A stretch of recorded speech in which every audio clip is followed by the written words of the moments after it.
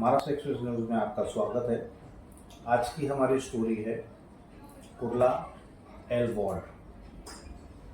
Kurla L ward के अंतर्गत अभी बहुत ही दुखद घटना हुई थी।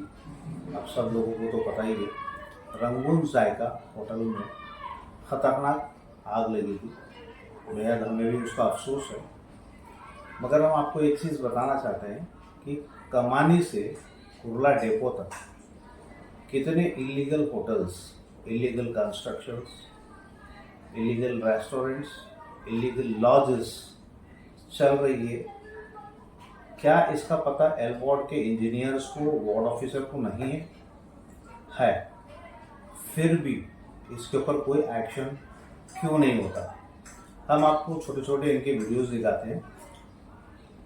रेस्टोरेंट्स ही नहीं, लॉजेस भी जो आजकल बन रही है, ये चॉल सिस्टम्स के रूम को परचेस करना और उसको लॉजेस में कन्वर्ट करना, ये काम बहुत ज़ोरों शोरों से चल रहा है एल वार्ड के अंतर्गत। उसके ऊपर भी हम आएंगे ज़रूर। पहले तो हम आपको ये बता दें कि आग लगने से पहले हम लोगों ने आरटीआई डाला था कि ये होटल्स को लाइसेंस इशू किया गया है।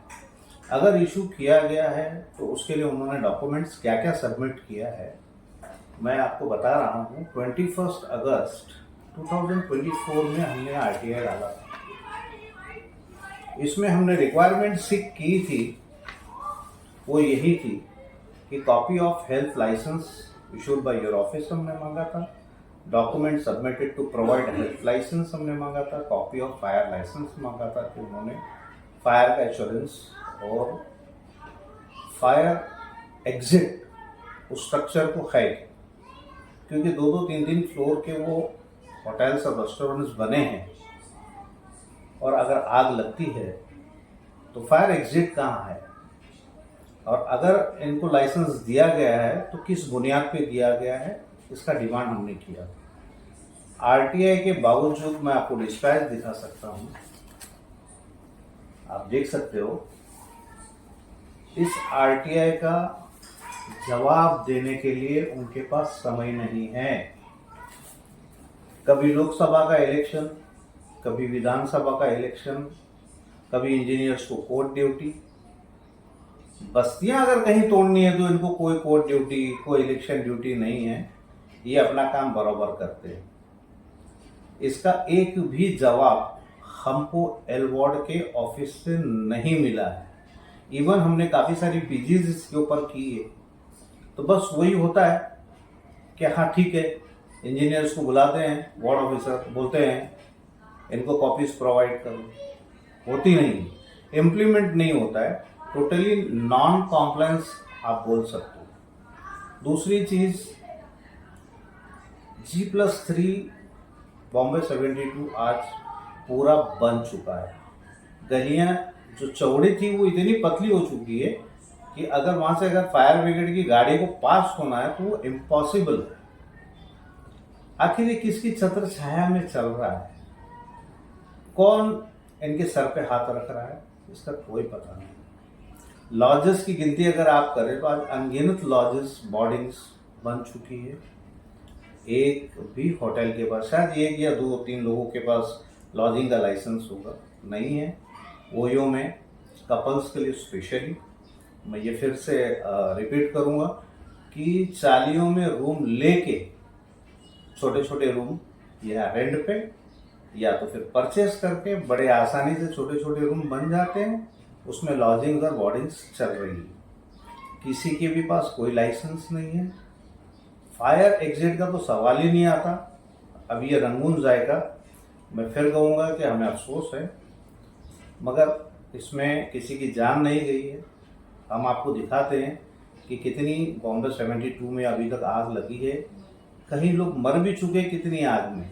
इलीगल भट्टियाँ चलती है खैरानी रोड में, जिससे पॉल्यूशन होता है। एमओएच से इंफॉर्मेशन ले सकते हो कि अभी तक टीबी की केसेस इन 5-7 साल में कितनी बढ़ी है। नाहर जैसा स्टेट, वहाँ पे इतनी बड़ी बिल्डर ने कॉलोनी डेवलप की है। अगर वो सुबह उठ के खिड़की से बाहर देखेंगे तो उन्हें धुआं ही दिखता है। रात के अंधेरे में भी फुल पॉल्यूशन उनकी भट्टियां चालू रहती है। चांदीविली की एक संस्था है, चांदीविली एसोसिएशन करके, सिटीजन्स, चांदीविली सिटीजन्स एसोसिएशन, मैं हर वीक देखता हूँ उन भट्टियों पे उनका ट्वीट रहता है, इवन म्यूनसिपल कमिश्नर, ये भट्टियां बंद की जाए, इसमें आग भी लगती है, लोगों की जान भी जाती है, छोटे बच्चों को जो है वो अस्थमा और टीबी की बीमारी होती है।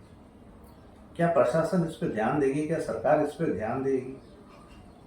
सिर्फ इस चीज के लिए एक्शन नहीं लेना कि वो वोट बैंक है, कॉरपोरेटर रहे नहीं, एमसीजीएम को भंग होके 3 साल हो चुके हैं।